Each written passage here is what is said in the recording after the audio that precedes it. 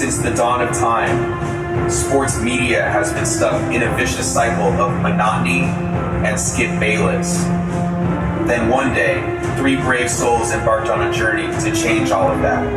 Welcome to the Comeback Kid.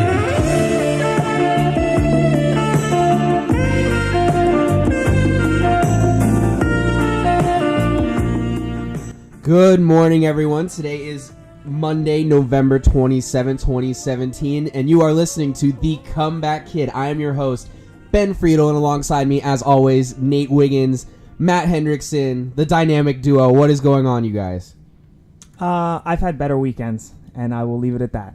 That is 2 straight weekends, Nate, that you have not had a good weekend. I expected more from you, honestly, but you know what? It's okay. It's all good. It's all good. What about you, Matt? How you doing? Outside of Friday afternoon and seeing the Ducks get blown out, I think it was a pretty good weekend. I mean, we got to see the Chargers win, which was amazing. I'm sure there were other results from football that were notable, but I was pretty happy about the Chargers.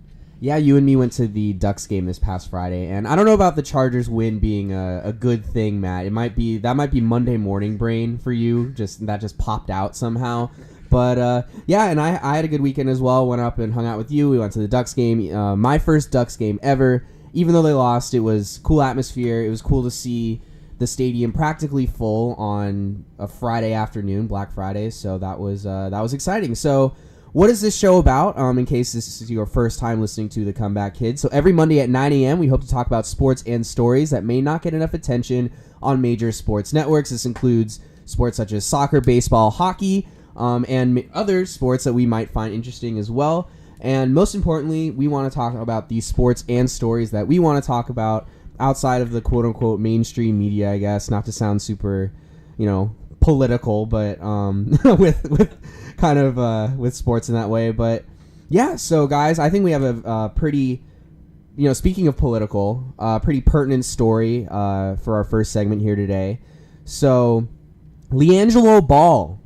LiAngelo, he is the second-born son of the Lavar Ball family of the Ball franchise, I would say. Big baller brand, right, Nate? And LiAngelo and his UCLA Bruins college basketball team were on some kind of marketing PR trip to China, where they went and played exhibition games in China. And this is apparently how big college sports have gotten. They've reached this global sphere. And while LiAngelo was in China, he thought it would be a great idea to go into Gucci or Prada or Louis Vuitton or whatever store it was and shoplift. So he went into the store, took something, he got caught, and the Chinese police or government, whatever, caught him, and he was therefore placed on house arrest in the team hotel. And if you're asking me, I would think there's a lot worse house arrests that could have happened. He was probably in a very nice hotel. And so a little bit of background about stealing in China. So stealing to this extent is considered a quote-unquote like heinous crime. There's a 99% incarceration rate, apparently. That I think is debatable in and itself. And sources such as the President of the United States thought that LiAngelo Ball would be spending 10 plus years in prison. So guys, this is when we come into the picture here. Why, in your guys' opinion, would LiAngelo, a kid who is a son of a fairly affluent family, especially given recent events with the success of the Ball brand, why would he steal from a store where he could have just bought what they have already? Well, I think that with the Ball brand and the Ball family, and I think you can make an argument with college athletics in general, there's this huge sense of entitlement given the way that college sports have just completely blown up in this country with all the money that's in college sports, all the money that the NCAA makes, all the money that these universities make. I think that there's definitely a sense of entitlement, which, it's interesting because you said that, yeah, this is definitely something that he could have afforded to buy, but I think because of that sense of entitlement, that's why he chose to steal. And I'm not trying to hate on LiAngelo as a person. I don't know LiAngelo as a person, but I just think that there's definitely a sense of entitlement with him and with a lot of college athletes. Ben, when you said the word heinous, I immediately thought of the Law and Order intro. So, boom, boom, boom, boom, boom, boom, boom. I really don't know what I could say that's different than what Nate said. I mean, the idea is that, I think athletes, especially college athletes, are getting the idea sooner that they are something big, and I don't think there's any excuse for what he did. Yeah, so you mentioned that college athletes are, in your words, getting the idea that they are something big. And should they deserve to think that way, though? Because, Nate, as you mentioned, the influx of money in corporate sponsorship into collegiate athletics is just skyrocketed in the past 5 to even, 10 to 5 years, right? So my question to you guys is, do you guys basically think that there's a problem, right? So the problem is that in collegiate athletics, corporations and corporate sponsorships are gaining more and more influence as time moves forward. We see high school recruits being influenced into their ultimate college where they decide to attend purely based on sponsorships. For example, when we were prepping, I brought up the example of Josh Jackson. Adidas came to Josh Jackson and said, hey, go to KU because KU is an Adidas school. You'll go to KU, and then once you go to the NBA, you'll have an Adidas sponsorship waiting for you when you graduate from college. And placing that kind of pressure onto an 18-year-old kid and offering them, millions and millions of dollars just right out of high school in that way is, I think, an immense amount of pressure. So my question is, do you have any recommendations as to how to fix this somewhat broken under the table system? Yes. I've been saying for about 6 or 7 years now that college athletes need to be paid, because I think that I think it's honestly just very unfair to these players that make literally millions of dollars. In some case, I think Ohio State's football program makes $1 billion for the university and for the athletic department.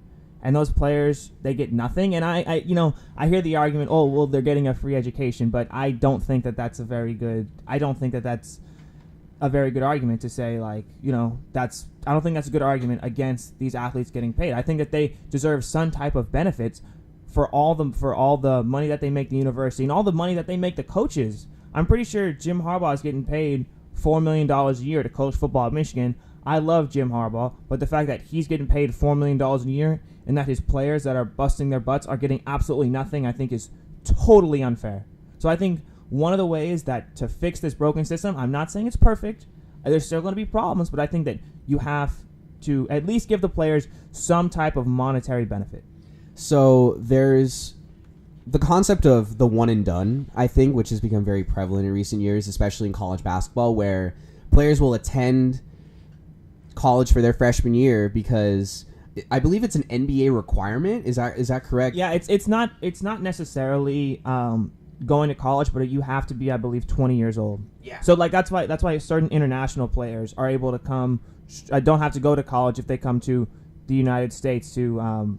They can go straight from wherever they were playing in their various countries to the NBA because it's an age requirement, not necessarily the idea of going to college. Yeah, so this age requirement is indirectly forcing these players to attend a college that they're not going to get their degree from, especially if you're a top college recruit. We saw, I believe, 12 to 15 years ago when players like LeBron James were coming up, right? He never went to a 4-year institution. He went straight into the NBA out of high school, and so there wasn't the same kind of collegiate pressure there in that circumstance. And it's very visible how successful he is now. So I think, and there's people on the other side, and I guess I'll play devil's advocate here for a second, that if we fix this one and done system, then players will place more value in their education. I've heard that argument before.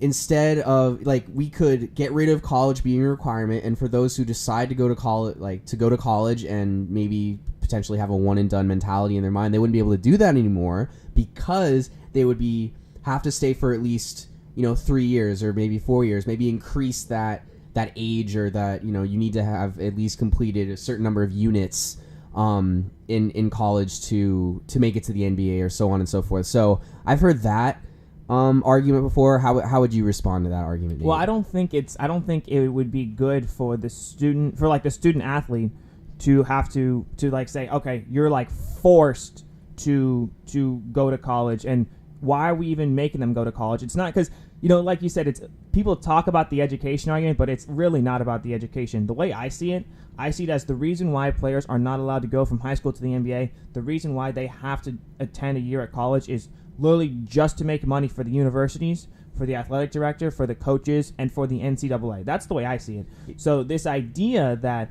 they're going to college because they're getting an education, I think is a bunch of crap. I think it's all about making money for the NCAA. The NCAA is unbelievably corrupt. Not as bad as FIFA, but the NCAA is so corrupt. I mean, it is just terrible.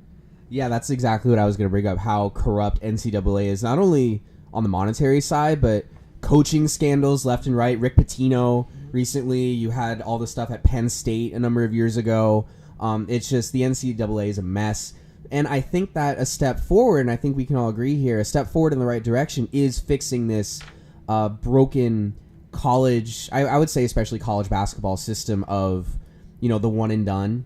And because then the thing is, the NCAA doesn't want to do that, though, because that significantly diminishes their quote-unquote like on-the-field product that they have.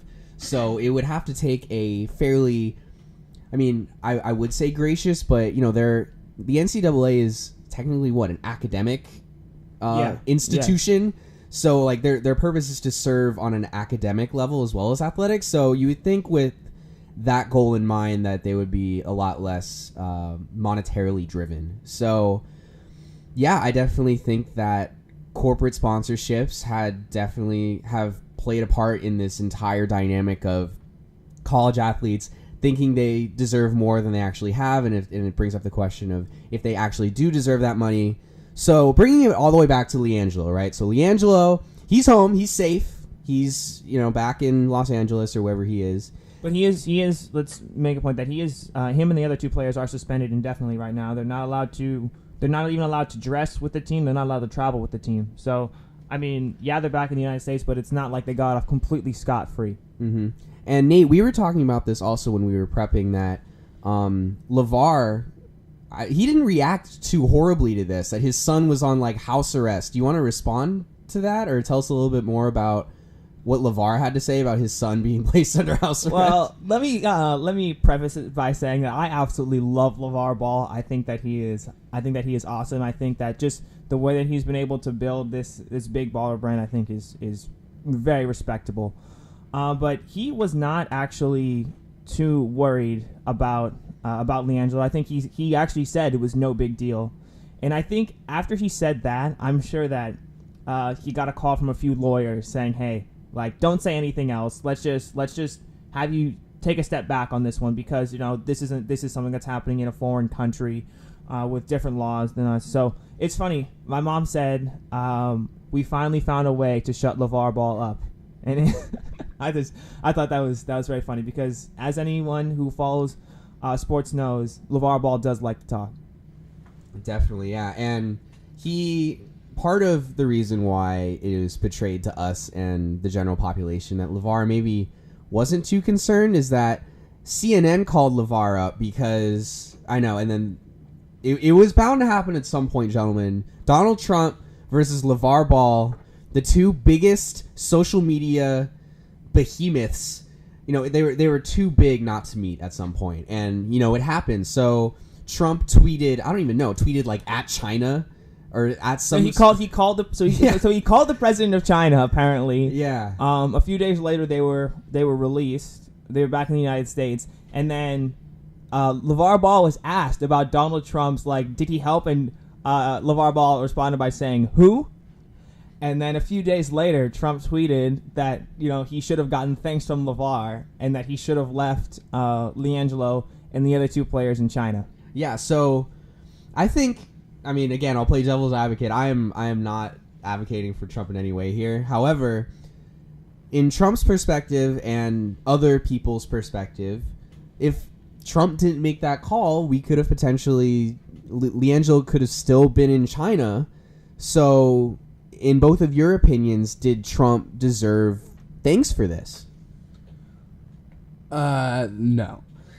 So I think what Lavar ended up saying in the interview, I think is so true and such wise words from an amazing man. The Oracle. The Oracle.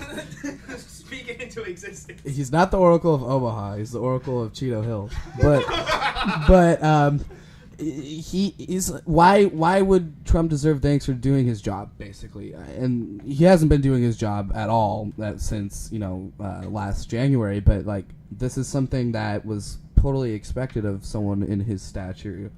I don't know, a president to take care of this. It's like, well, if you're doing something good and like you're doing something for good, why would you seek that reward or that recognition that you doesn't need to have, Yeah, I don't think Trump deserved thanks at all, because from what I read, the situation in China was not as bad as people were saying. Like LiAngelo and the other two players, like they were on house arrest, but they were allowed to explore throughout the area around the hotel. So it wasn't like, oh, they were confined to a room and they couldn't leave.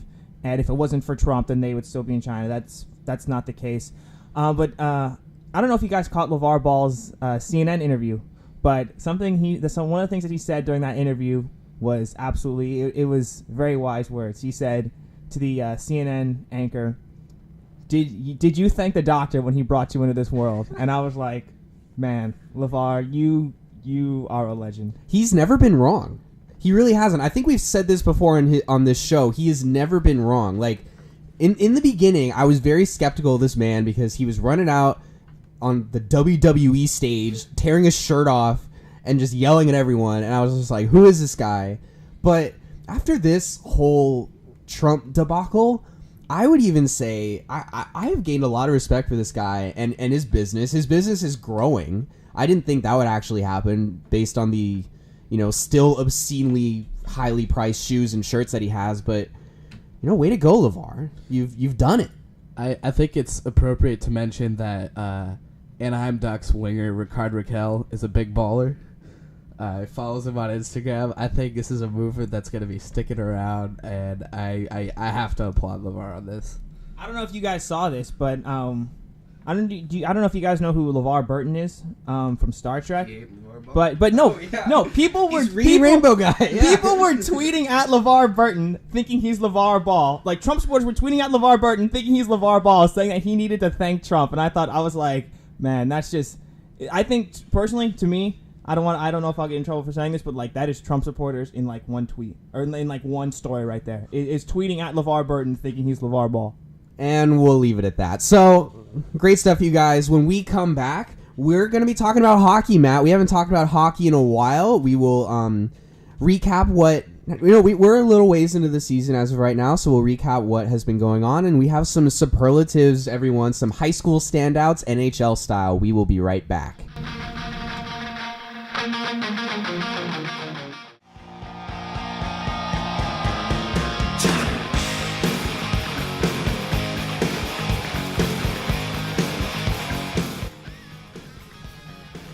Welcome back to the Comeback Kid. That song gets me so hyped up, man, oh man. That was throwback to when Craig Kimbrell was on the Padres for a year and came out to close games out to that song, man, oh man. That's when we thought that the Padres would actually be something. But this segment isn't about the Padres. I should contain myself. This is about the NHL, Matt.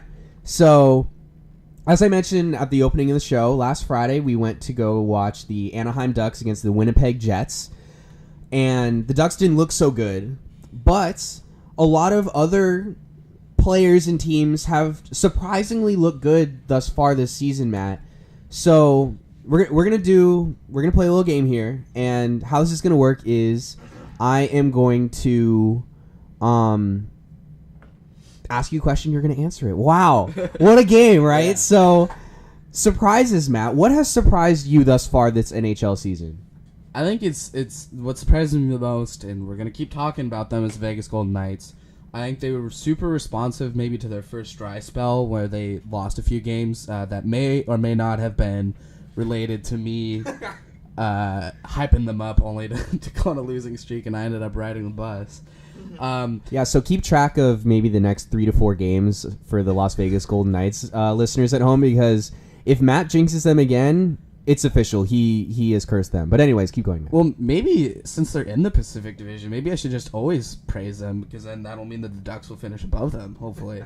I don't know. But anyways, going back to the Golden Knights, they finished out their California road trip with 3 wins. 3 wins, no losses. I think that is super big for them, and they were all very convincing results, too. I just remember them playing the Ducks, and they had 49 shots on goal. And I think they held the Ducks to 18. So they are a very fast team, very active defense, meaning their defenders are coming up to join their attack and scoring goals. And like I've said before, it doesn't matter who's in the net. They're getting wins. So I think they're a big surprise. Another one I would say is the Kings bouncing back as contenders. Last year, they didn't make the playoffs. They did not look good. Really not a lot of personnel changes either. Maybe the only acquisition of note was bringing back former Kings great Michael Camilleri on a club friendly contract. I think it was 1 year, $1 million. I haven't seen a lot of results from him, but a new coach, new front office has meant wins for the Kings, and hopefully that's not sustaining. But for now, it is. I would say that's probably the biggest as far as teams that are standing out. Another player that I think is worth noting is John Tavares out of the New York Islanders. He's had a great few weeks these last few weeks, and I think he's coming back as a league standout, which I think is very good for him being a pending free agent, and maybe it'll lead to a new contract. Which he's been rumored for the last few years as trade bait and not staying in the Islanders organization. So it'll be interesting to see where we go from there. It's a little suspicious, I would even say, across sports that players such as Tavares wait till their contract year to have these immense years, potentially for reaching that big payday in free agency. So it'll be interesting to see if he ends up getting that payoff. So has there been anyone else or any other team that has surprised you thus far, so far this season, Matt? Yeah, Steven Stamkos. He's healthy this year. We don't get to say that often. He played 17 games last year and was out the remaining of the year due to another leg injury. I think it was a broken leg. And I must say I was very disappointed because I had him on my fantasy team last year, and I held on to him thinking that he's coming back, and he never did. That might have been the difference between me winning the league or not. I was 18-1, and that wasn't good enough, so whatever. So yeah, I think Stamkos is a standout, and we'll get more to the remaining players later on. Definitely, but before we do that, as I said before, we were at the Ducks game this past Friday. They lost by a score of 3-1 against the Winnipeg Jets, and this is a Ducks team that has been so ravaged by injuries that they've almost completely depleted their San Diego Gulls roster, coming up, calling them up to the big club. And so they're basically fielding like a rough equivalent to like a AA, a AAA side against teams like the Winnipeg Jets, who, have a very strong defense and are definitely in the playoff hunt. And when you're putting players on the ice that really don't have the experience that the Winnipeg Jets have, it's a recipe for disaster. But Nate, as you were saying the other day, these injuries really shouldn't be an excuse for the Anaheim Ducks. No, no, I don't think that you can rely on injuries as an excuse. Every team's got injuries, and you guys can take my opinion with a grain of salt as someone who does not know that much about hockey, does not follow hockey, but I think that the Ducks have some serious problems. Obviously, not to sound sarcastic here, but you need to score goals to win games. And right now, the Ducks aren't scoring goals. Okay, Joe Buck. I'm being serious. I'm being serious. You need to score goals, and right now the goals have completely dried up for the Ducks. And like you said, it seems to me like they're averaging giving up 50 shots a game. And so you can only ask your goalies to do so much. I thought after the Bruins game that we had kind of started to turn a corner. I know the Bruins aren't a great team, but they are a pretty good team. Shout out to some of my Bruins friends on Twitter. We were doing a little banter before the game, and I thought after the Bruins game, we had turned a corner. But Clearly not. So I get it that there's injuries, but hey, these guys are still professional hockey players. So get this turned around, or let's go out and make some moves and find some people who can get this turned around. Bruins friends? Are you friends with some of the Bruins players on Twitter? No, like Bruins fans. Bruins fans. Yes. That's more like it. What? I thought it was implied. I don't thought know. it was Okay, implied. break it up, guys. Break it up. So, bringing it back to the Ducks, Nate, you mentioned maybe going out via trade and fixing these kinds of problems. Matt, well, who do you think? Do you have any names in mind who the Ducks could go see, or maybe positionally somewhere they can add?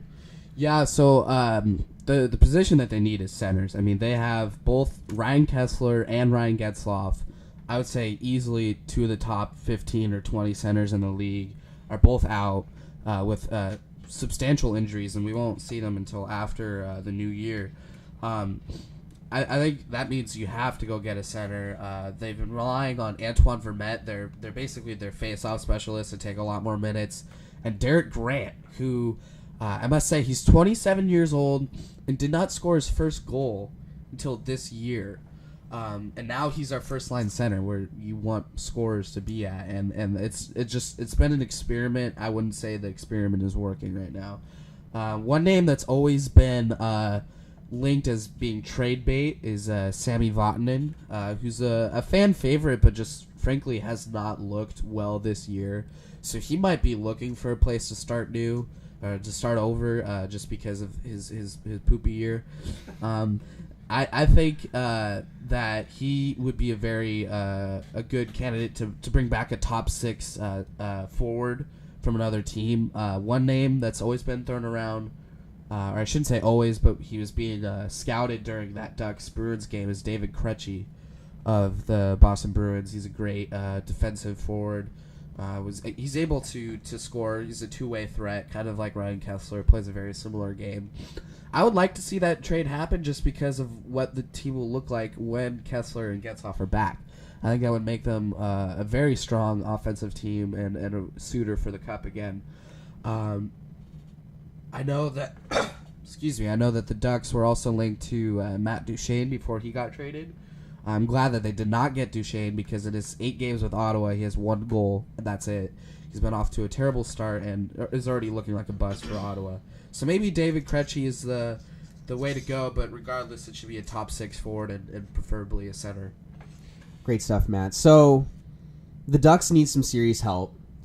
However, you have a name in mind who doesn't need much help, and this is when we're moving into our little activity here that I mentioned before. So these are, I guess, our quote-unquote like high school standouts, or in other words, the NHL standouts thus far this season. So I'm going to be naming some kind of, or some label of a standout, and you are going to tell me which player so far this NHL season has fit this label. So first up, we have the most likely to succeed. Who is the most likely to succeed going into the rest of the NHL season? I think the easy answer is Nikita Kucherov out of Tampa Bay. I was looking for the definition of the word dominance in the Webster Dictionary, and a photo of Nikita Kucherov was pulled up. He has 34 points in 23 games, 17 goals, 17 assists. For all of you people listening who don't know a lot about hockey, that is a lot of points at this point in the season. He's been fortunate enough to be a line mate with Steven Stamkos, but I think he's arguably been more exciting than Stamkos, and I already was praising Stamkos. So he's a 24-year-old right winger. So not only is he going to have a good season, but he's still developing. He hasn't hit his prime yet. I'm really excited to see what Kucherov does in the remainder of the season. Potential Maurice Rocket Richard winners for most goals. And my star fantasy player, I took Nikita Kucherov with the 3rd overall pick in our draft, and I guess he should have gone number 1, because he has been carrying my team to its, I think, 8-1 record now. I think I am far ahead in first place, but less about me. I need to humble down a little bit. So another award would be, thus far in the NHL season, who has stood out to you as the most talented players? Okay, so most talented is an interesting category. I'm going with Charlie McAvoy and Austin Matthews.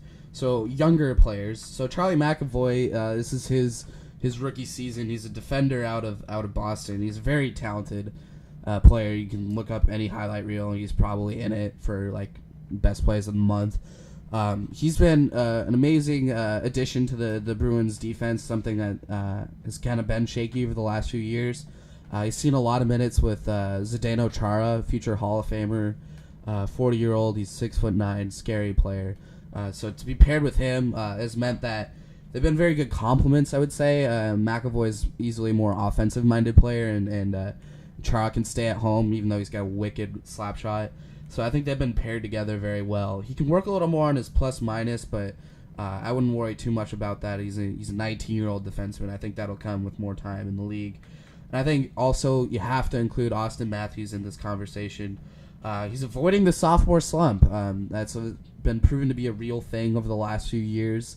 Obviously, last year he won the Calder Trophy for the Rookie of the Year. I think he's proven that he's going to stick around as a top player in the league. I would say arguably like one of the top 10, top 5 players in the league now. And a list I would say is always changing because the league is getting younger and faster, which means that Austin Matthews has been thriving in this environment. But yeah, talking about avoiding the slump, the Toronto Maple Leafs are currently 3 points out of a division lead. Something that they would not be saying 2 years ago. And yeah, they're 3 points behind the Tampa Bay Lightning. So that'll be an interesting division to see or to follow as the year moves along. Great stuff, Matt. So this next award, depending on who you ask, could be a positive or a negative. So in your mind, who is most likely to finish the season with the most penalty minutes? Anthony Mantha out of the Detroit Red Wings. He is a big power forward, which means that he likes to crash the net, get a lot of chippy goals, but he's also got a good stick on him. He can get past defenders and score. He is a big forward, which means that he gets in a lot of trouble.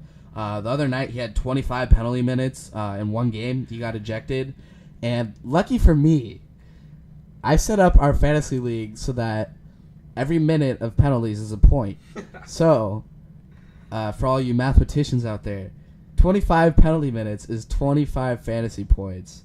That brought his fantasy ranking from like 28 to number 4. It just one game. He had 55 fantasy points that night because he also was scoring. So he's a dual threat. He can punish you on the scoreboard and in the penalty box. So I think I got to go with Anthony Mantha to finish the year with the most penalty minutes if he continues on this track. Yeah, and I remember that day you'd sent me a screenshot of his scoring on the ESPN fantasy app, and you had texted it to me, and I was like, holy crap, like 56 points or whatever. Yeah. And then you sent a follow-up text of, it was because he had 25 penalty minutes. I'm like, this league, Matt, what have you done? I'm not sure what's more impressive, the penalty minutes or the actual points that he got. Yeah, he's definitely, in your words, a dual threat, so to speak. Yeah. So, moving on, we have, and I think you'll have fun with this one, Matt. Who thus far, player or team, has been the quote-unquote class clown of the league? Oh, jeez. Out of the top of my head, I got to go with the Edmonton Oilers. Edmonton, you trifling. You have arguably the best player in the league, Connor McDavid, and you can't win a game.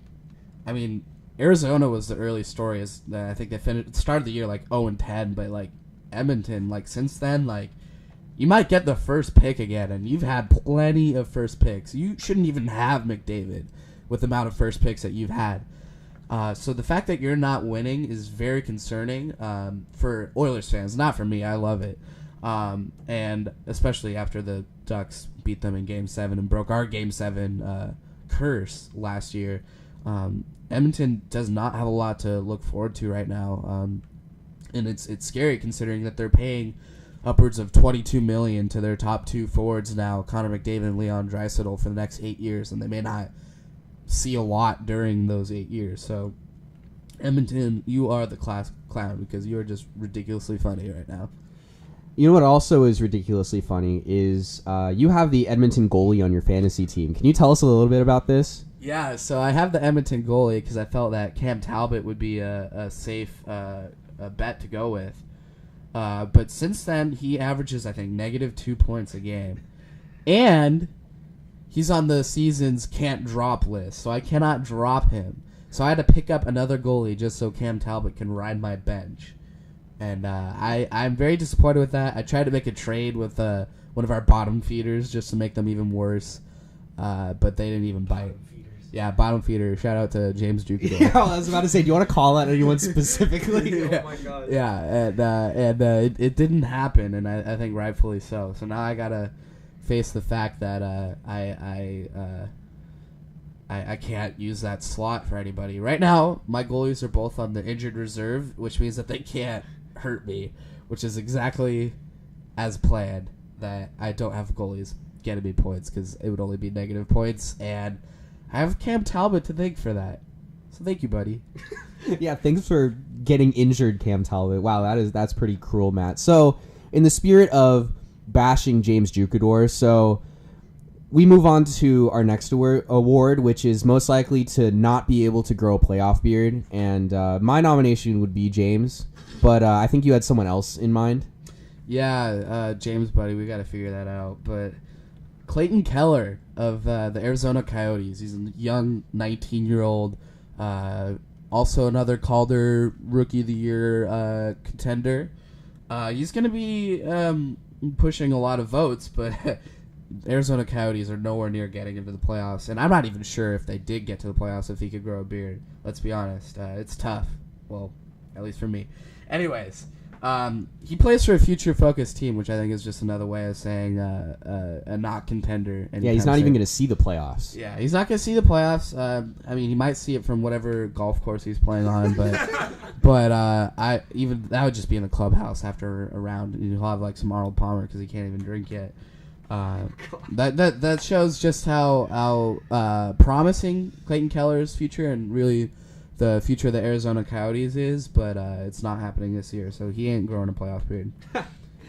There we go, Matt. So we're NHL season in full swing as of right now. Thank you for enlightening our listeners as to what is going on in the NHL sphere. So when we come back, Nate has a lot to tell you guys about the brand new soccer tournament that the United States men's national team will be participating in this coming summer. No, it is not the World Cup. Nate is going to tell you all about what it will be after the break. Stay tuned, everyone.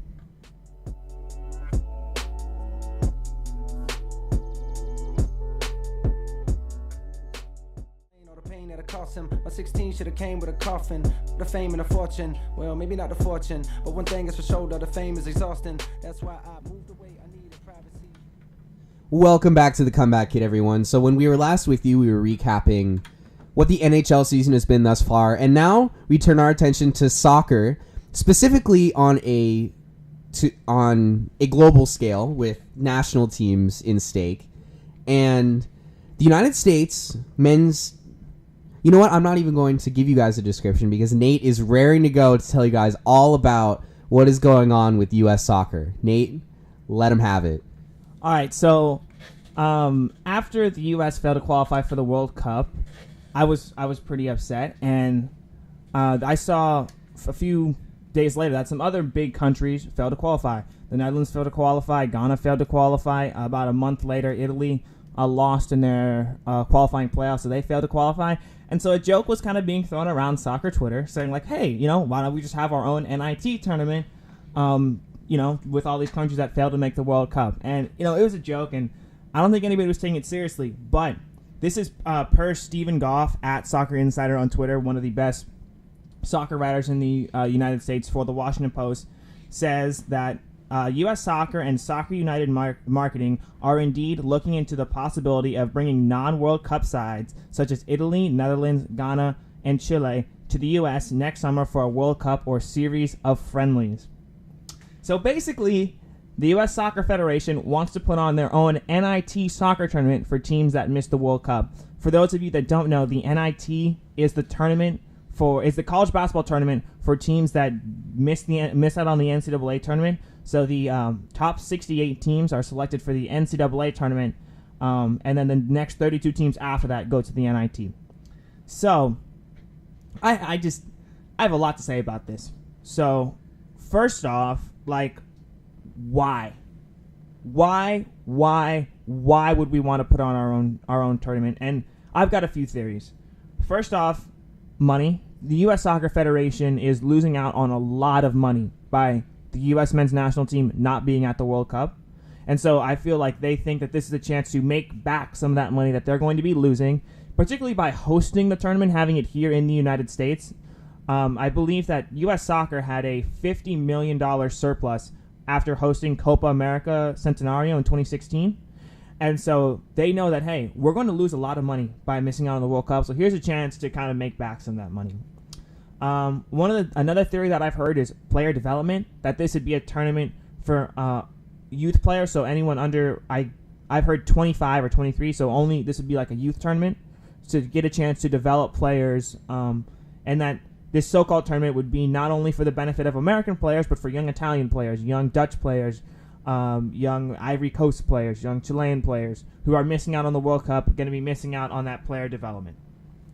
But I think that the player development argument is a bunch of crap. I was actually talking with someone about this right when this story came out a few weeks ago, and they said, well, yeah, this would be good for player development. But I said, no, it's not about player development. Like I said, this is a complete money grab by U.S. Soccer to make back the money that they're going to be losing for the U.S. men's national team missing the World Cup.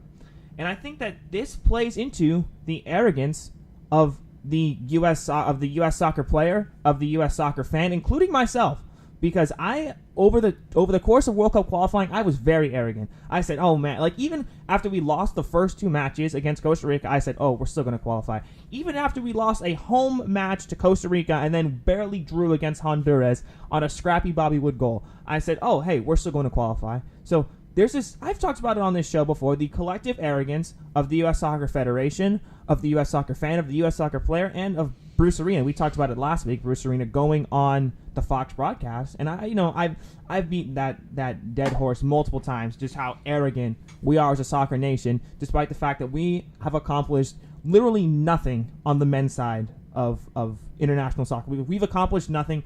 I can't remember who said it, but he said, we have the arrogance of Germany, but we're not even as good as like Australia.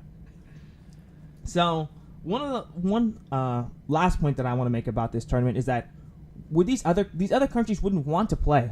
You think that with all the proud soccer history of the Netherlands, or the proud soccer history of Italy, or even the proud soccer history of Ghana, who's accomplished much more than we have at the international stage, you think they want to come to the United States and come play in our loser tournament?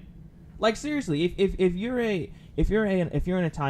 you're Gigi Buffon, do you want to come to the United States and play in a loser tournament? If you're Arjen Robben, do you want to come to the United States and play in a loser tournament? Like, it is so ridiculous that, going back to that arrogance that we have, that we think that these other countries are going to want to come and play in our tournament just because, we missed out on the World Cup. No, you missed out on the World Cup because you weren't good enough. You weren't good enough to go to Trinidad and Tobago and get a draw.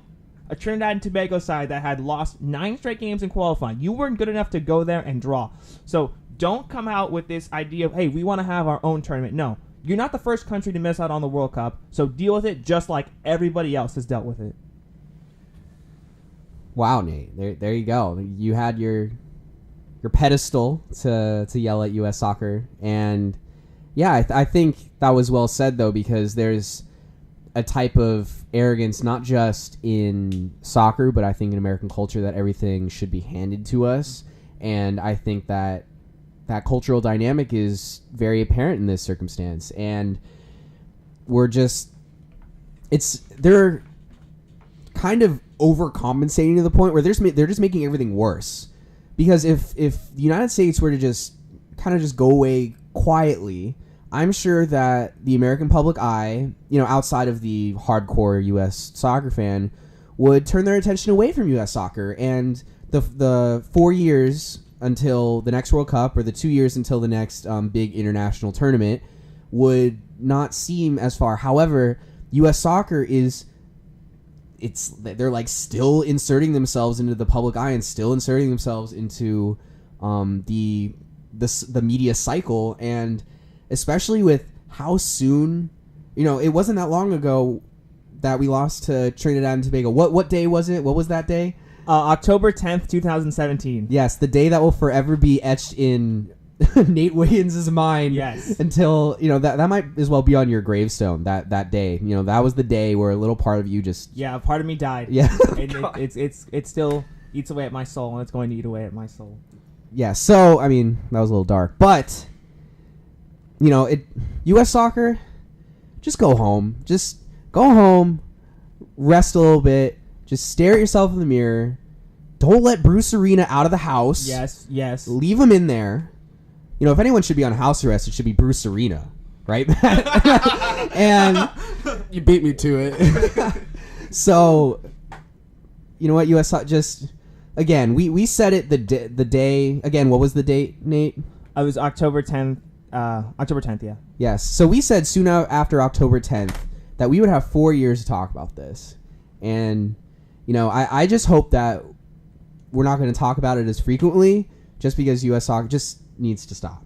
And with all the problems that are in the U.S. Soccer Federation and pay to play and all this talk about promotion and relegation and all the problems that need to be fixed with U.S. Soccer, why don't you focus on taking that $50 million surplus that you had from Copa America and putting it to fix those problems instead of saying, hey, let's put on our own tournament. To me, it's almost like a distraction. It's like, oh, hey, don't pay attention to like all the problems that we have because we're about to put on our own tournament.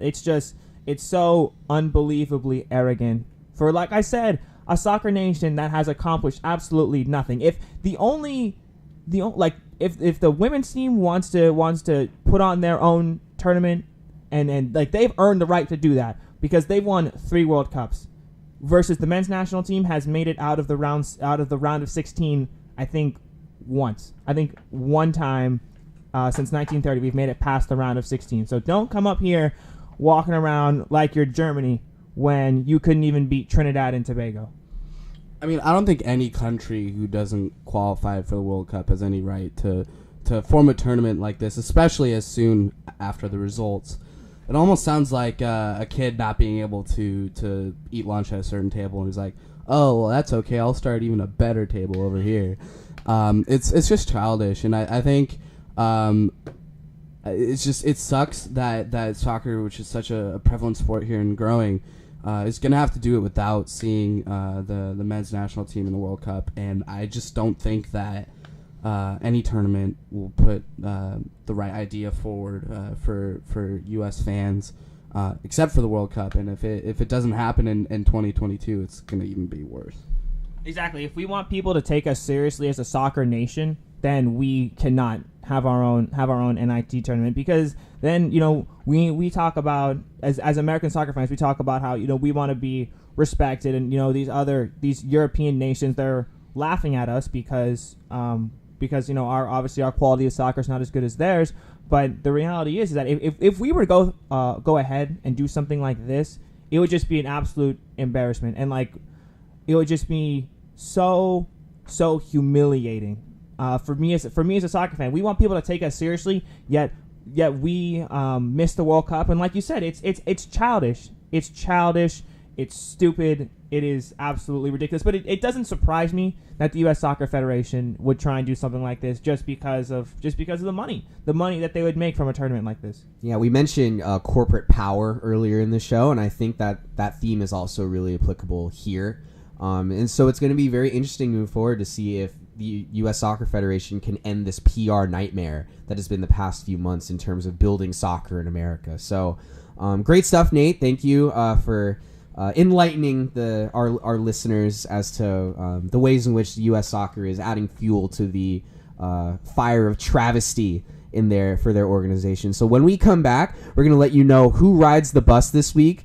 And Matt, you're excited about this ride the bus this week, and then we're gonna update you guys with the upstart success of USD Athletics. Our athletic teams have been doing great, and then we'll give you guys what we are watching in this upcoming week in the world of sports. Stay tuned, you guys. We'll be right back.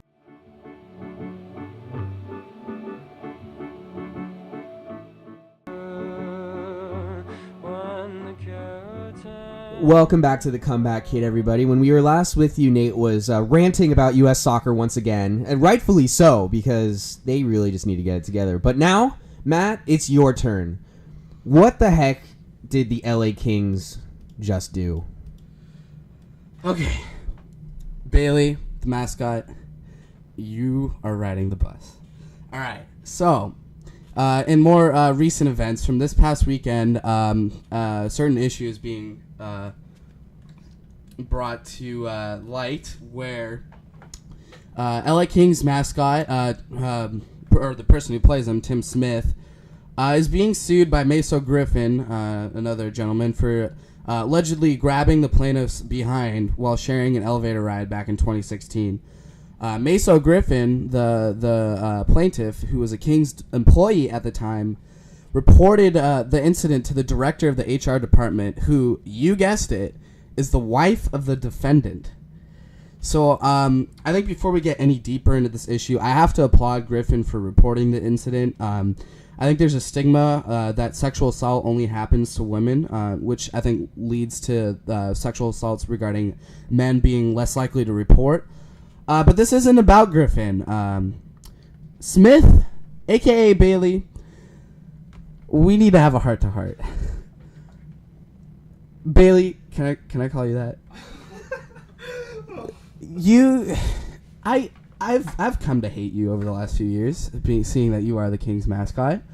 I haven't really needed a reason to hate you. That's how sports work. You hate your rivals. But this just doesn't look good on anyone. I wouldn't wish this on my biggest enemy, which I guess has been you. So I don't wish this on you. You just need to, you know what? House arrest isn't even enough for you. I think you just need to go away. I think your legacy as a Kings or as a sports mascot has just been tarnished. I think you're gonna get pulled. I think you've seen your last days as a mascot, and I think it's rightfully so.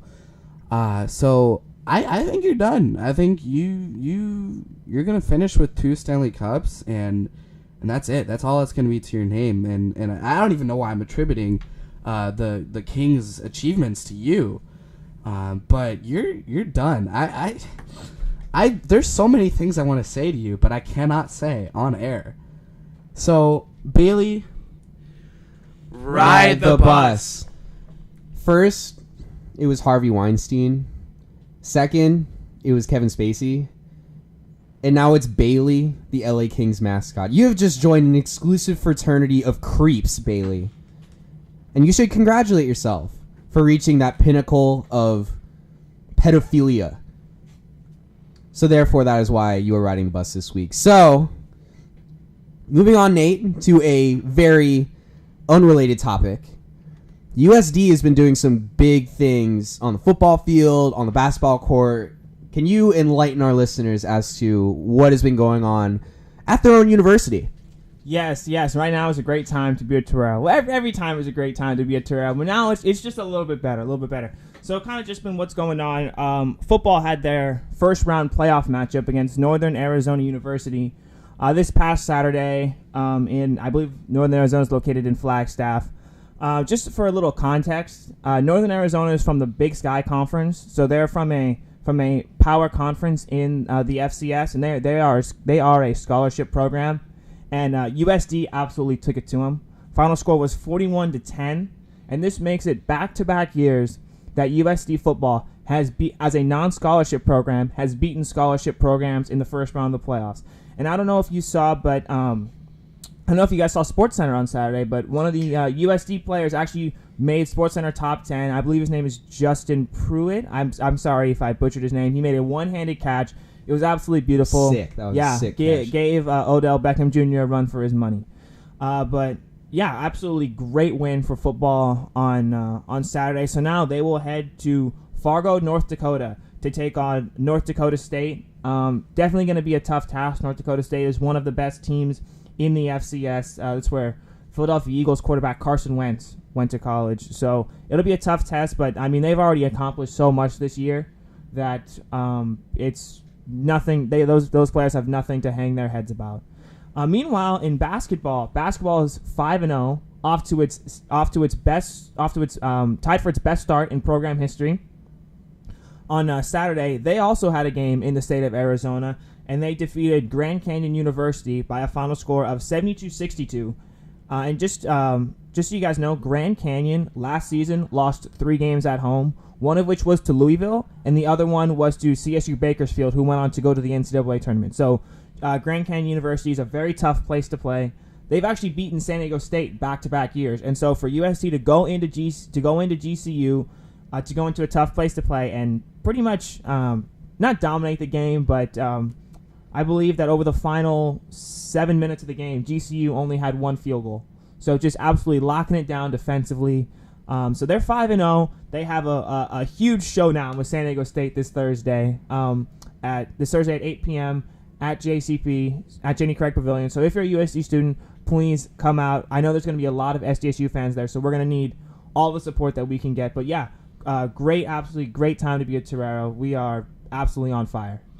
Also, don't forget that this Friday, women's volleyball is going up to USC to start their playoff run. They're going to be playing, I think it's LSU. So, all the support and best of luck to our volleyball team as they move forward. It's always great when USD is doing big things outside of the classroom in terms of our athletics, and we have fantastic facilities, and we owe it to our athletes and their success to represent in the stands, especially given the recent success of both football and basketball, to really just go out and show our support for our teams. So, guys, I think our show's kind of coming to an end here. So, can you guys give our listeners what you guys will be watching this week in the world of sports? So this week, as always, I'm going to be watching the Neymar transfer talks.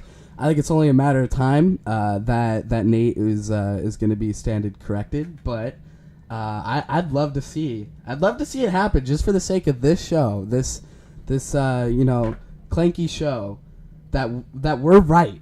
That would be amazing. We just, like I've always said, cement our legacy as the best sports talk show out there. So for those of you who don't know, on our last episode, Nate Wiggins gave the hottest of takes, saying that Neymar is, might as well be a Real Madrid player at this point, because he's good as well gone from PSG, even though he just moved there for a little over $200 million. So that is why Matt is just, he's just going to lock himself in his room and just anxiously wait for Nate to, for this prediction to be right. We reported Carlos Beltran's retirement before MLB Network did, so might as well, this Neymar news, just follow right in line of us being correct. Nate, I'm sorry for doing that to you just then. What are you going to be watching So this for week? the record, I didn't say that Neymar was going to Real Madrid. I said that I read a rumor that said that it could be something that happens in the near future. All right? That sounds exactly the same. That is not the same. But anyway, I'm going to be watching the College Football Conference Championship games. Got some great games. Auburn, Georgia. The winner of that game is probably going to the College Football Playoff. Ohio State, Wisconsin. Winner of that game is probably going to the College Football Playoff. Oklahoma, TCU. If Oklahoma wins, they'll probably be in the playoff. Clemson, Miami. Winner of that game is probably going to the playoff. And even some of the lower conference games. UCF, Memphis is going to be a good game. Boise State, Fresno State is going to be a great game. I always enjoy the conference championship Saturday, and it's going to be a tremendous day of college football. Ben, what will you be watching? I'll be watching the Cleveland Cavaliers take on the Philadelphia 76ers tonight, and this is a matchup of somewhat old guard versus new guard. You have LeBron James, the king of basketball, up against Ben Simmons, Joel Embiid, and the upstart Philadelphia 76ers, who have consistently stayed healthy, with the exception of Markelle Fultz thus far this season, and it's going to be interesting to see if they can push for not only just a playoff spot, but a high seeding in the Eastern Conference in the NBA. So that's it for us this week. Thank you all so much for listening. We will be back next Monday at the same time, 9 a.m. to 10 a.m. And so have a great week, guys. Remember to watch your sports, and we will not see you. You will be listening to us next week. Check us out at USD Comeback on Twitter and Facebook, or search The Comeback Kid and give us a listen on SoundCloud at soundcloud.com/ComebackKidUSD. And for those of you listening on Facebook, Twitter, or SoundCloud, we broadcast live every single week at 9 a.m. on the USD radio station, which can be found on the TuneIn Radio app.